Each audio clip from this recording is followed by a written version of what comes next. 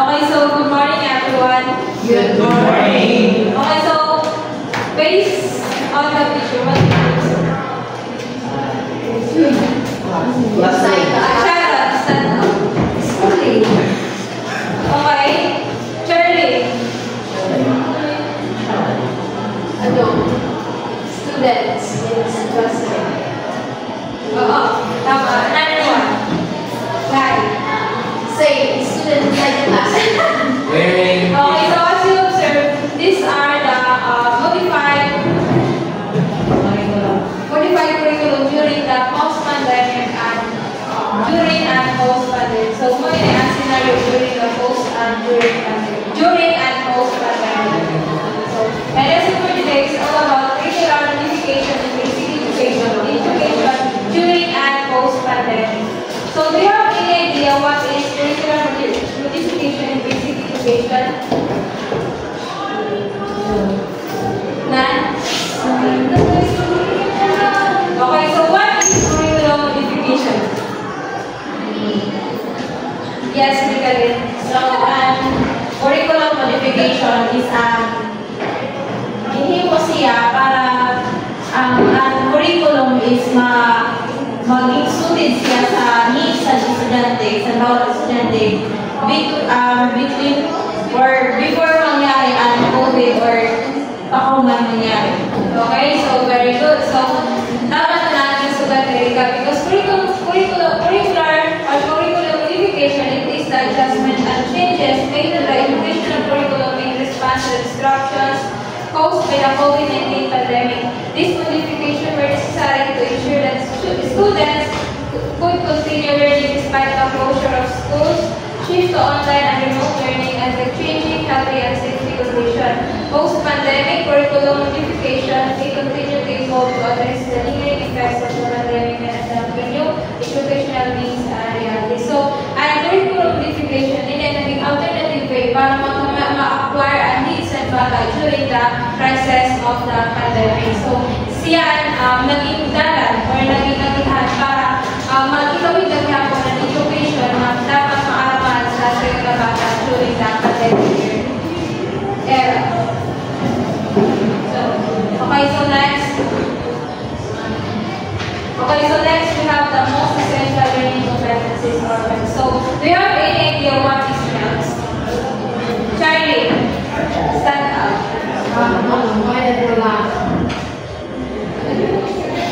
Objectives, kailangan natin sa student.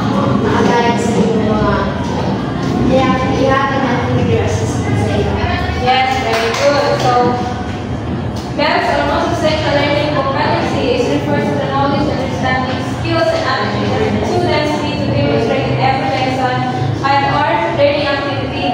Competency are necessary to develop learners' practical and lifelong skills for learning and amidst crisis, pandemic, epidemics,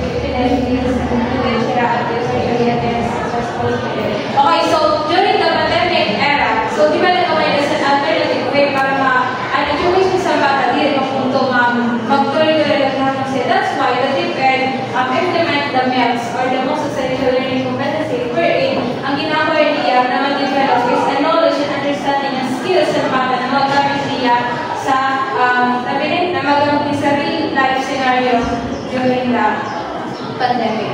So, mo yun siya. That's why, ang sa yung curriculum, nakafocus siya sa MELCs na makuha sa bata sa sayo ng learning competency.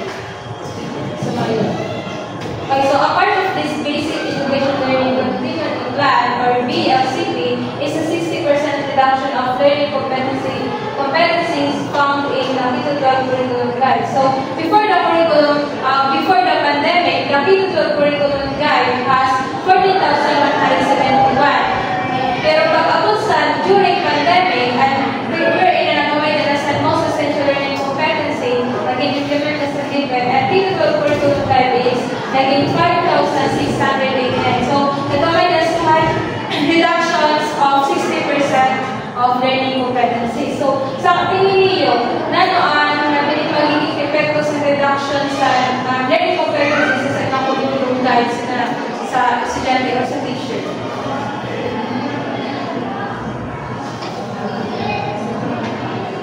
Rita.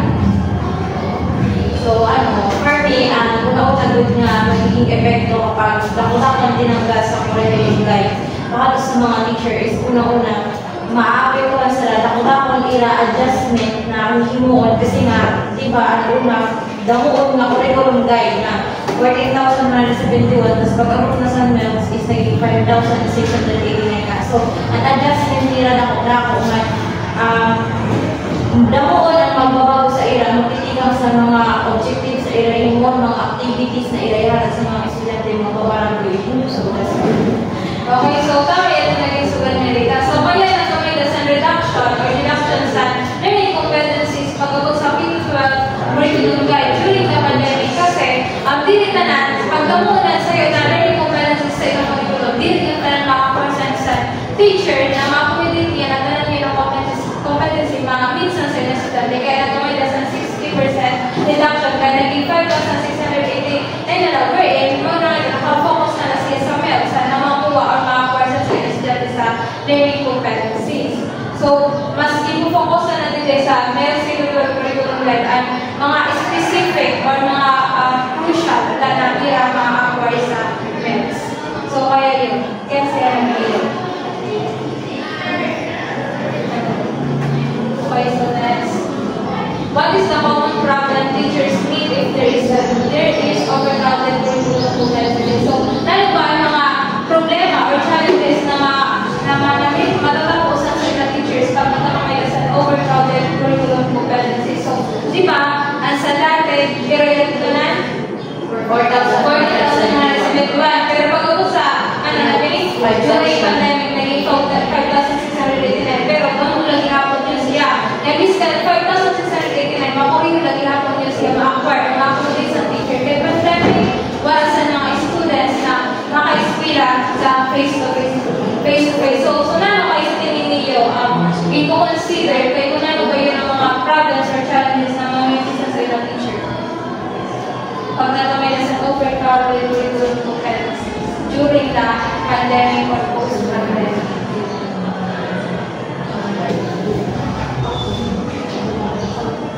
Sige, like, Dili ko na learning competencies ma-achieve sa isang estudyante.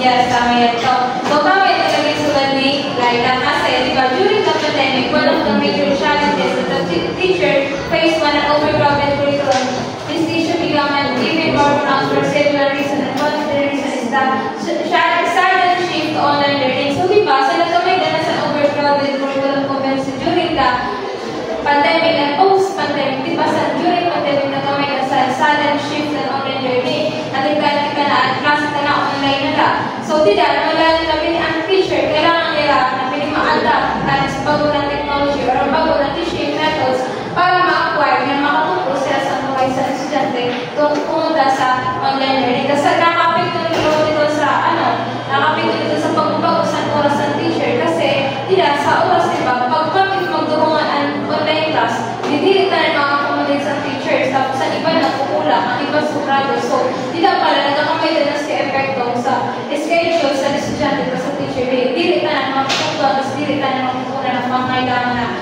knowledge na makakursan sa iyo ng estudyante. So yun siya problema or challenge na minsan sa iyo ng teacher during the pandemic. So, and they also have to adjust to new ways of engaging students online. So, kailangan daw sa teacher mag-isip sa bago na methods or na engaging activities wherein na as an estudyante na nag-aral po online, makakarang sila, direkta na nag-ispira sila kaya diba, during pandemic, kaya punta naman sa mga online na alibay na kapag nagkakamay na sa online class, ito nagtutulong lang sila, naka-off-cam lang. So, ang teacher, kailangan nila mag-isip sa mga engaging activities na mabubukaw 100% bata na makaaral na siya, miskan na po online lang. So, ang teacher din nila nag-isip ka ng activities na makakaroon sila, kailangan nila pangalagaan ng mental health sa bata during the pandemic. Kasi diba, during pandemic, doon muna na sa anxiety, depression. So, one of them kailangan pangalagaan sa during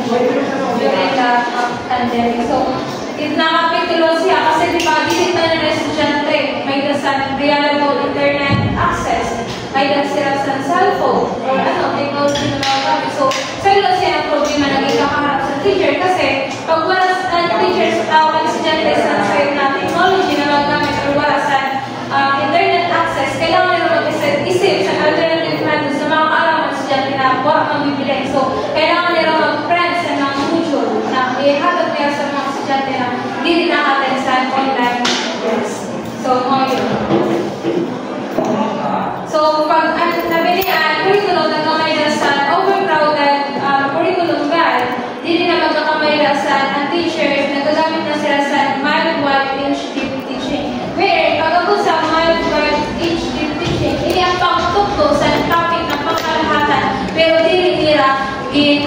di nilagay ito, ginitip-tip ng pagtuto. Ito, pahapyaw lang.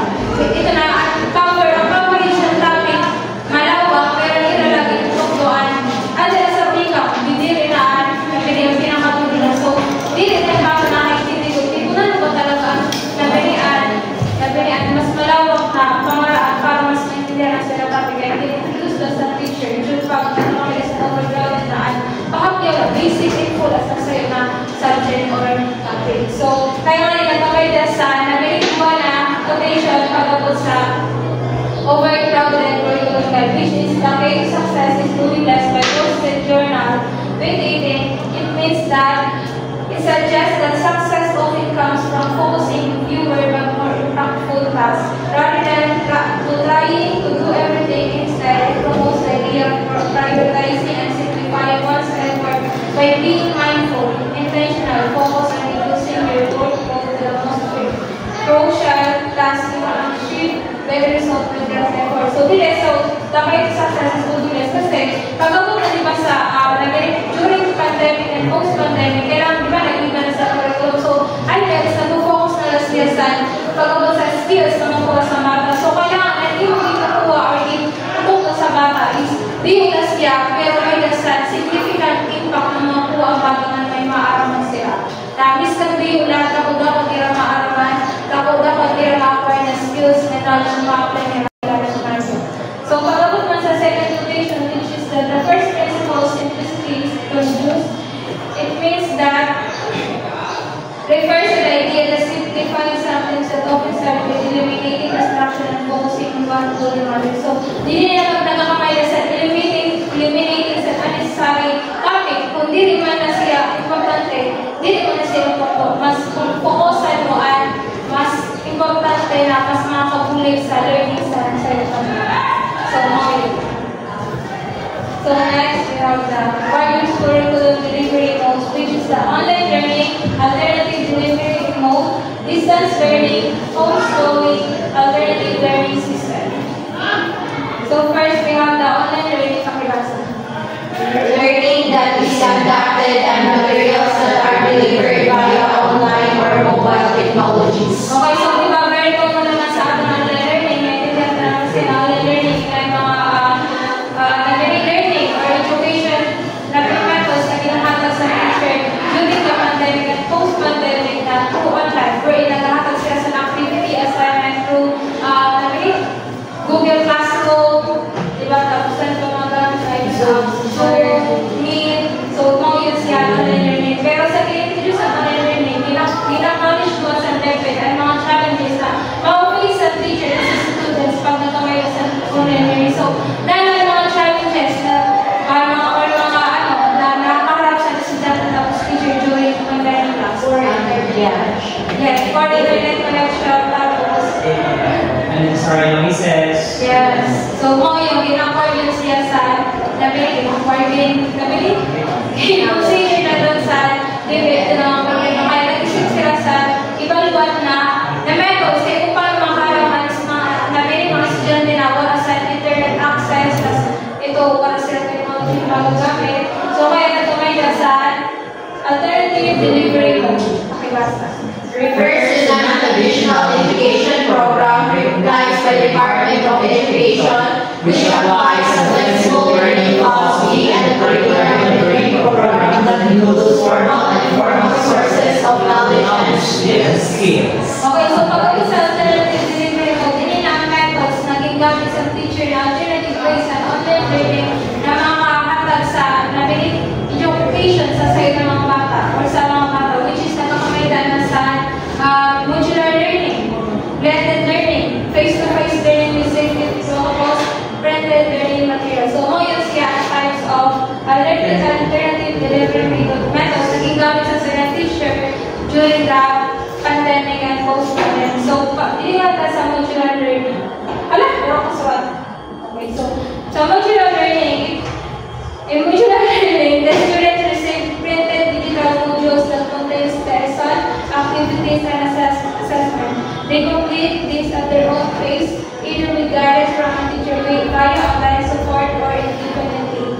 This method has been widely used during the pandemic, particularly for students in or those without reliable internet access. So, during pandemic era, di ba, kita nakaranas sila mismo sa modular learning where inahatag na sa itong kada by barangay na itong module na dito po saan sila ta. Pero nung talaga, di rin magtalaga kita nag-answer dahil iba masasamula lahat natin sa iba, by makita, or kung kita man, nakadepende kita sa internet. So, sa tingin niyo, may learning kita na mga po sa ito. Siyempre, wala. So, mga pagkulang, wala kita na ako during the modular learning kasi puro kita nakadepende kita sa Internet. yes. Internet. Nakaranas sa software. Pero di ba, pag binasa mo, halimbawa, pinahin ko sila na, tapos i-read ko, ganyan na sin. Pero, very well. Yeah, very good. Yun. Tapos na blended learning. Blended learning combines both online and offline methods. Students might have a mixture of in-person instruction when possible and online learning or work through modules at home. So sa blended learning, pwede face-to-face or pwede online class. So, hindi ko lang sila para makaraman sa estudyante. So, na face-to-face learning with safety protocol. So, di ba sa nila sa first picture na ginagamit ko sa iyo ay face-to-face siya pero may social distance wherein sa natin kung saan estudyante may sa plastic cover tapos may silang mask tapos nila distance siya pero may 1 meter. So, mo yun na yung susunod pag nakakamila sa face-to-face learning. So, natin yan, printed learning materials. Ang printed learning materials, similar na siya sa modular learning. Pero, pag-abot sa printed learning materials, ito, kita na ang answer. Kasi sa modular learning, pwede kita i-guide sa ating teacher through online class, through Google Classroom, pag nakakamila. Pero, pag-abot sa printed learning materials, wala kang guide na or support na makuha sa teacher. Ikaw lang mismo, independent ka lang mag-answers. So, yun. Pag distance learning, yung parang modular,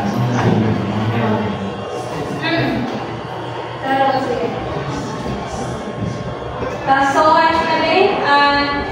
alternative delivery methods in accreditation to accreditation, which is the BSOSA or Modified School approach, and e-impact or enhanced instructional management by parents and teachers for primary education. So, yun yung so, sa BSOSA, ini adaptive learning methods na gingamit sa teachers wherein hindi magawa na ito alternative methods tapos ito face-to-face class hindi po siya ito din ba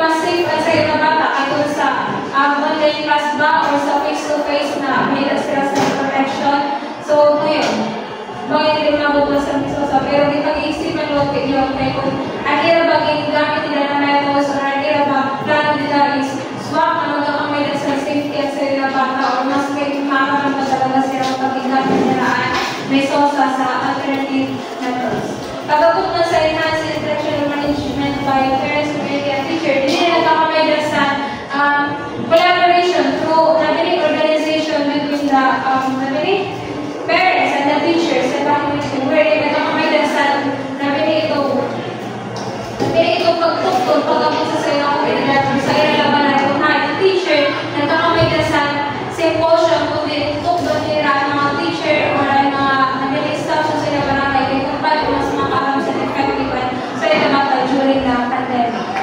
So, mo yun. So, distance learning, This is a mode of education that includes delivery of educational content online, digitally or through radio education. It is an option for students who may not be physically at school. Okay, so on distance learning, gagamitan ko siya sa online learning. Where nagagamit ng teachers and methods na magtutuso sa estudyante through online. Ginahanap lang niya mga assessment, ang mga ito assignment through online, or pwede man luwas siya through television or radio. Di ba sa during pandemic na gawin na sa kapamilyaan sa kids? Yay! So, sa'yo siya example sa distance learning wherein at sa'yo na bata, makalang sa'yo na marami pag-imit ka sa TV. So, ginagamit siya globally during the pandemic period. So, di ba ngayon siya solution na? O yun na, distance learning. So next, we have the Homeschooling, another flexible learning option that provides learners with access to formal education while staying in a out-of-school environment. It is meant for learners in unique circumstances such as illness, frequent travel, special education needs, and others in our context. Okay, so homeschooling naman, hindi naman ang pag-aral sa bata sa iyong balila. Pero, makadaan sa iyong teacher or tutor sa iyong balila. Pero, makakamay nila sa application sa homeschooling pag i-enroll sa iyong bata, may dala sila sa license na magtuturo sa homeschool. So, magkakaroon ka lang mag-homeschool pagdating mo na binigay sila may dala sa permit na magtuturo sa homeschooling. So, yun, diba? Next, we have the alternative learning system. ALS is a parallel learning system in the Philippines that provides a practical option to existing formal instruction. When one does not have or cannot access formal education schools, ALS is an alternative or substitute. ALS includes both the non-formal and formal sources of knowledge and skills. Okay, so sa alternative learning system, di ba, during pandemic era, daw mo ka nag-grab sa opportunity ng experience sa arts. Yes. Pero ang mga students na nalilip behind dati, i-grab yun yung opportunity para makadayon sa pag-ismila para kumili sila sa tutulong at makapos sila sa next level. So, mo yun ang sa arts. So, Familiar sa informal. informal. Kita formal school kita. Oo. Ang informal na dito sila sa centers and sa ilang barangay, distrito. Tapos mas awit na sa mga marami. Tapos pag formal man, pwede kayo na sila, ay mga nabili ito na, parang kayo talaga ito na, hindi ko sila sa formal na sila, pero okay na lang sila sa us. Kaysa grade 7 kami, may classmate na under siya sa us, pero classmate naman sila. Alam mo yung sa atin, Rose? Ayaw, sabi sa nila. Oo, no, yun. Ano kasi pagkaan sa informal school? Yan sa global school, ako din online siya. Halimbawa ako, nagkaba ako center, pero din ako graduate college. Pero ito nag-informal school. So mag-enroll ako sa time ko lang 7 to 10. Gabi, ganun. Sigurado ko kung formal na yun. Oo, formal na yun. So, mga yun siya. So, may nasa two major program at ours. First, we have the basic literacy program and continuing Education program. So, sa basic literacy program, so ito yun sa basic literacy program. Kuwan lang, pagbasa ng pagsulat, pag-basic lang, reading, reading, numeracy. So, yun ang ina-offer sa nabili sa mga parents, di ba, sa mga estudyante na kayo mga sila pagbasa, pag-aral, sa hapon nila makakita sa formal school. So, yun ang ina-offer sa house. Pagkabos sa continuing education program, yun ang ina-offer sa mga estudyante na nagpundula na kailangan nila magpagayon, di ba, para sa next level. So, nila kukuha ko na program sa